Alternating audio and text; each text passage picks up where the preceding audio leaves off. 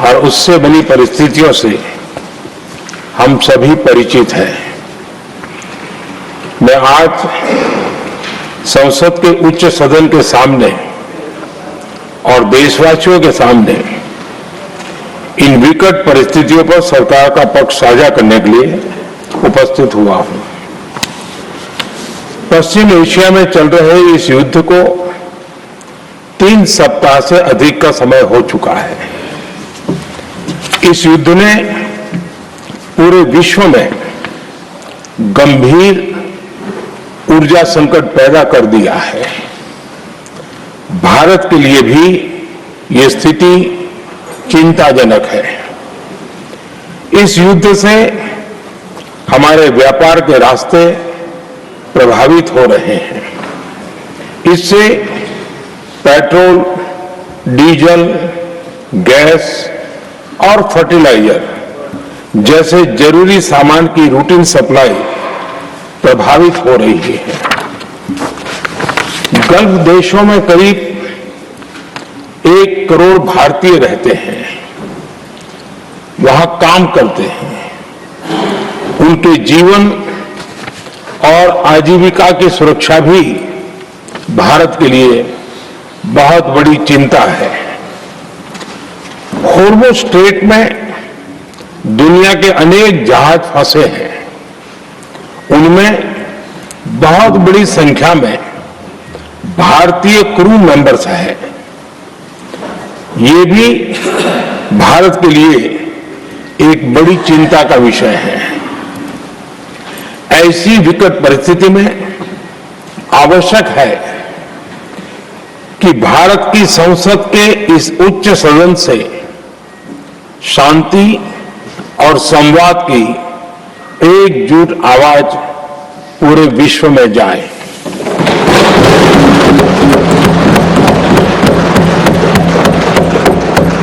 सभापति जी, युद्ध की शुरुआत के बाद से मैंने पश्चिम एशिया के ज्यादातर देशों के राष्ट्राध्यक्षों के साथ 2 राउंड फोन पर बात की है। हम गल्फ के सभी देशों के साथ लगातार संपर्क में हैं। हम ईरान, इजराइल और अमेरिका के साथ भी संपर्क में हैं। हमारा लक्ष्य डायलॉग और डिप्लोमेसी के माध्यम से क्षेत्र में शांति की बहाली का है। हमने डी एस्केलेशन और हॉर्मुज स्ट्रेट खोले जाने पर भी उनसे बात की है। कमर्शियल जहाजों पर हमला और हॉर्मुज स्ट्रेट जैसे अंतर्राष्ट्रीय जलमार्ग में रुकावट अस्वीकार्य है। भारत ने नागरिकों पर, सिविल इंफ्रास्ट्रक्चर पर, एनर्जी और ट्रांसपोर्ट से जुड़े इंफ्रास्ट्रक्चर पर हमलों का विरोध किया है। भारत डिप्लोमेसी के जरिए युद्ध के इस माहौल में भी भारतीय जहाजों के सुरक्षित आवागमन के लिए सतत प्रयास कर रहा है। भारत ने इस समस्या के समाधान के लिए संवाद का ही रास्ता सुझाया है। इस युद्ध में किसी के भी जीवन पर संकट मानवता के हित में नहीं है। इसलिए भारत का सतत प्रयास सभी पक्षों को जल्द से जल्द शांतिपूर्ण समाधान के लिए प्रोत्साहित करने का है। सभापति जी, संकट की स्थिति में देश विदेश में भारतीयों की सुरक्षा हमारी बहुत बड़ी प्राथमिकता है। युद्ध शुरू होने के बाद से लेकर अब तक 3,75,000 से अधिक भारतीय सुरक्षित भारत लौट चुके हैं।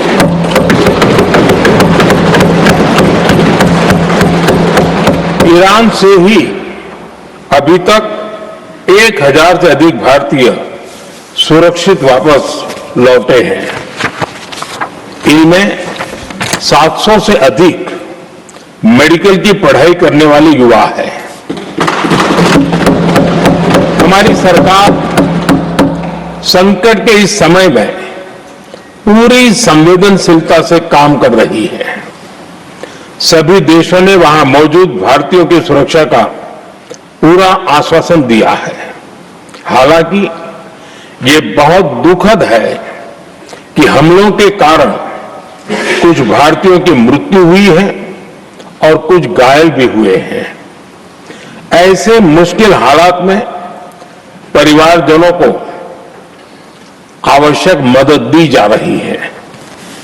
जो घायल है उनका बेहतर इलाज सुनिश्चित कराया जा रहा है। सभापति जी, हॉर्मुज स्ट्रेट विश्व व्यापार के सबसे बड़े रूट्स में से एक है। विशेष तौर पर कच्चे तेल, गैस और फर्टिलाइजर से जुड़ा परिवहन इस क्षेत्र से बहुत बड़ी मात्रा में होता है। युद्ध के बाद से ही हॉर्मुज स्ट्रेट में जहाजों का आना जाना बहुत चुनौतीपूर्ण हो गया है। लेकिन विपरीत परिस्थितियों के बावजूद हमारी सरकार ने संवाद से, कूटनीति के माध्यम से रास्ते बनाने का प्रयास किया है। प्रयास यह है कि जहां से भी संभव हो वहां से तेल और गैस की सप्लाई भारत पहुंचे। ऐसी हर कोशिश के नतीजे भी देश देख रहा है। बीते कुछ दिनों में दुनिया के अनेक देशों से कच्चा तेल और एलपीजी से भरे जहाज भारत आए हैं।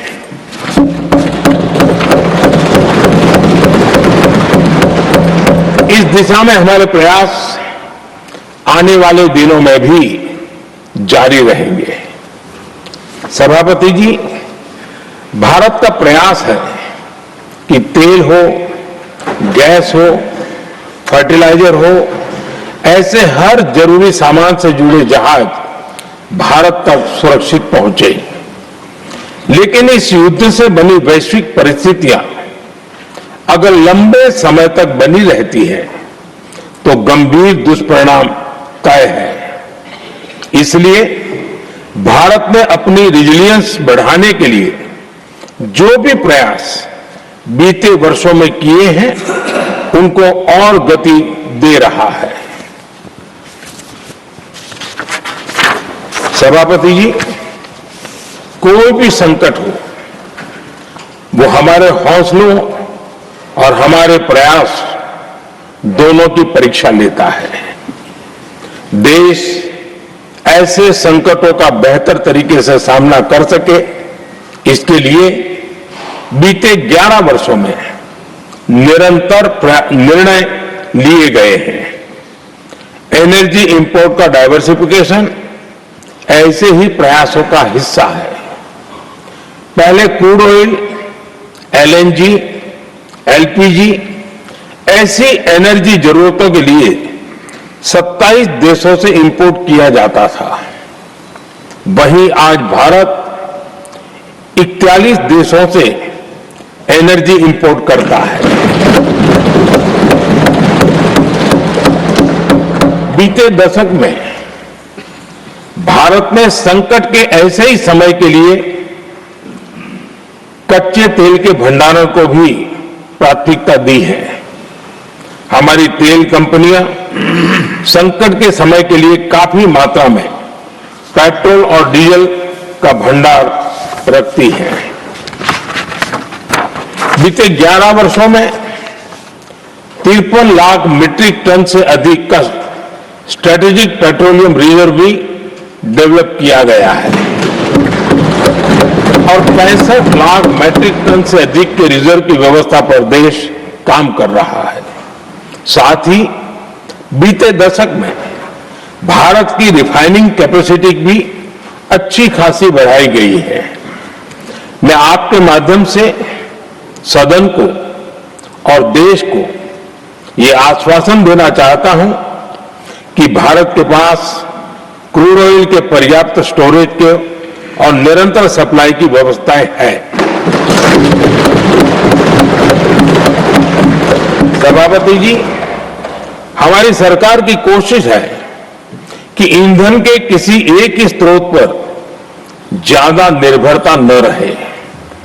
सरकार घरेलू गैस सप्लाई में एलपीजी के अलावा पीएनजी पर भी बल दे रही है। बीते दशक में देश में पीएनजी कनेक्शन पर अभूतपूर्व काम हुआ है। बीते दिनों में इस काम को और तेज किया गया है। साथ ही एलपीजी के घरेलू उत्पादन को भी बड़े पैमाने पर बढ़ाने का प्रयास किया जा रहा है। सभापति जी, बीते वर्षों में सरकार का निरंतर प्रयास रहा है कि हर सेक्टर में दूसरे देशों पर निर्भरता कम से कम हो, हम ज्यादा से ज्यादा आत्मनिर्भर हो, यही एकमात्र विकल्प है। जैसे भारत का 90% से अधिक ट्रेड विदेशी जहाजों पर होता है, ये स्थिति किसी भी वैश्विक संकट में भारत की स्थिति को और भी गंभीर बना देती है। इसलिए सरकार ने मेड इन इंडिया जहाज बनाने के लिए करीब 70,000 करोड़ रुपए का अभियान शुरू किया। भारत आज ship building, ship breaking, maintenance and overhauling ऐसी हर सुविधा के निर्माण पर तेज गति से काम कर रहा है। भारत अपने डिफेंस सेक्टर को भी अधिक रेजिलिएंट बना रहा है। बीते दशक में किए गए प्रयासों से भारत आज अपनी जरूरत के अधिकांश हथियार भारत में ही बना रहा है। एक समय था जब भारत अपने जीवन रक्षक दवाओं के कच्चे माल यानी एपीआई के लिए भी दूसरे देशों पर बहुत अधिक निर्भर था। बीते वर्षों में देश ने भारत में ही एपीआई इकोसिस्टम बनाने के लिए अनेक प्रयास किए हैं। इसी प्रकार रेयर अर्थ मिनरल्स में विदेशी निर्भरता को कम करने के लिए भी बड़े कदम उठाए जा रहे हैं।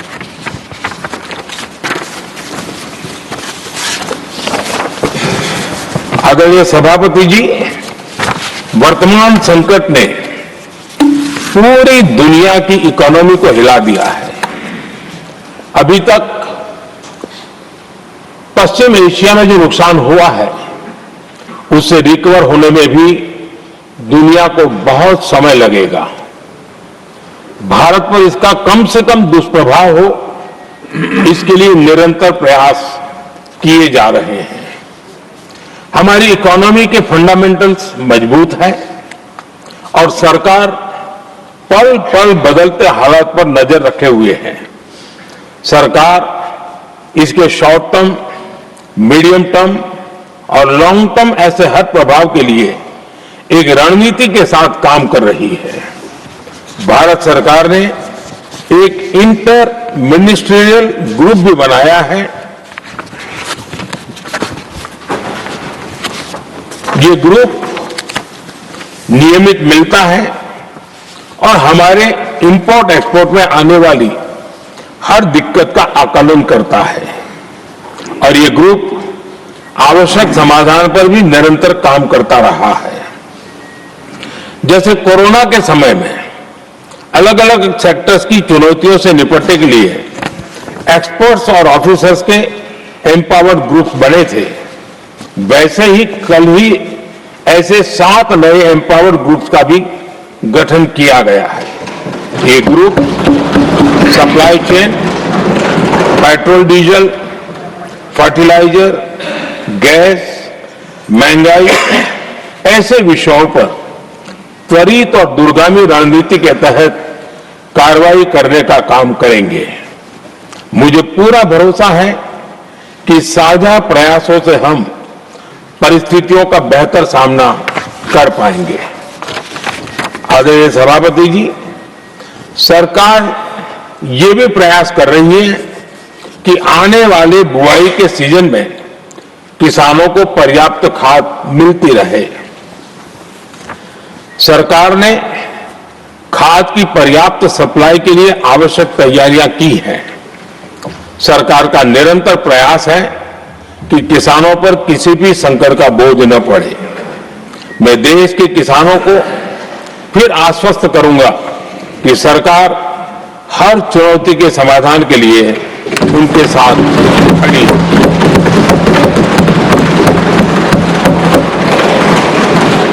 आदरणीय सभापति जी, ये राज्यों का सदन है।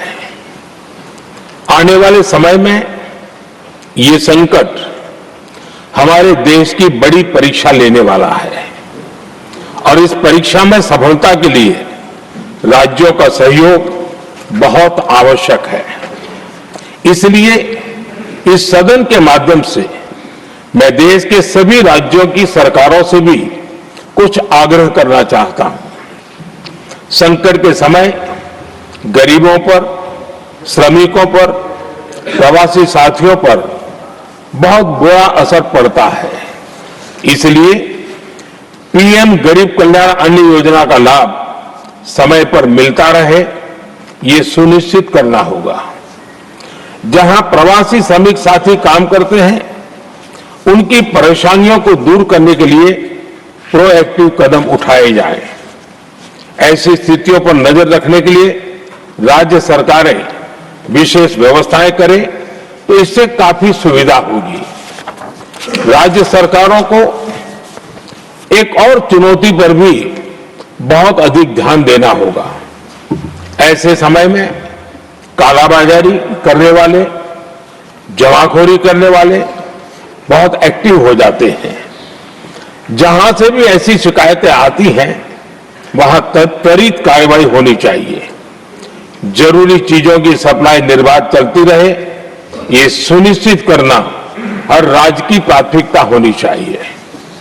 आदरणीय सभापति जी, मैं सभी राज्य सरकारों से एक अनुरोध और करना चाहता हूं। संकट चाहे कितना भी बड़ा हो, भारत की तेज ग्रोथ बनाए रखना हम सभी का दायित्व है। हमें इसके लिए हर जरूरी कदम, हर जरूरी रिफॉर्म्स तेजी से करते रहने होंगे। ये राज्य सरकारों के पास बहुत बड़ा अवसर भी है। ये टीम इंडिया की भी बहुत बड़ी परीक्षा है। कोरोना के महासंकट में केंद्र और राज्यों ने टीम इंडिया बनकर कोविड मैनेजमेंट का एक बेहतरीन मॉडल सामने रखा था। अलग अलग पॉलिटिकल पार्टी की सरकारें होने के बावजूद टेस्टिंग, वैक्सीनेशन से लेकर जरूरी चीजों की आपूर्ति टीम इंडिया के प्रयासों से ही सुनिश्चित हो पाई थी। हमें उसी भावना के साथ आगे भी काम करना है। सभी राज्य सरकारों और केंद्र सरकार के प्रयासों से देश इस गंभीर वैश्विक संकट का प्रभावी रूप से सामना कर पाएगा। आदरणीय सभापति जी, ये संकट अलग प्रकार का है और इसके समाधान भी अलग प्रकार से ही तय किए जा रहे हैं। हमें धीरज के साथ, संयम के साथ, शांत मन से हर चुनौती का मुकाबला करना है। आदरणीय सभापति जी, जैसा कि हम देख रहे हैं कि इस युद्ध को लेकर पल पल में हालात बदल रहे हैं, इसलिए मैं देशवासियों से भी कहूंगा कि हमें हर चुनौती के लिए तैयार रहना ही होगा। इस युद्ध के दुष्प्रभाव लंबे समय तक रहने की प्रबल आशंका है, लेकिन मैं देशवासियों को भरोसा देता हूं, सरकार सतर्क है, तत्पर है और पूरी गंभीरता से रणनीति बना रही है हर निर्णय ले रही है। देश की जनता का हित हमारे लिए सर्वोपरि है। यही हमारी पहचान है, यही हमारी ताकत है। इसी भावना के साथ मैं अपना वक्तव्य समाप्त करता हूं। बहुत बहुत धन्यवाद। Message from Lok Sabha Secretary General.